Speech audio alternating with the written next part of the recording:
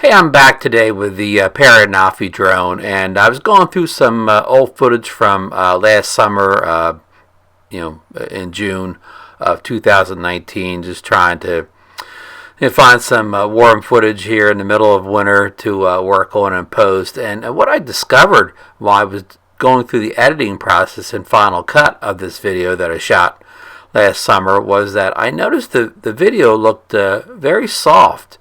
And it made me think because I looked at some of my more recent video, and it looks much better.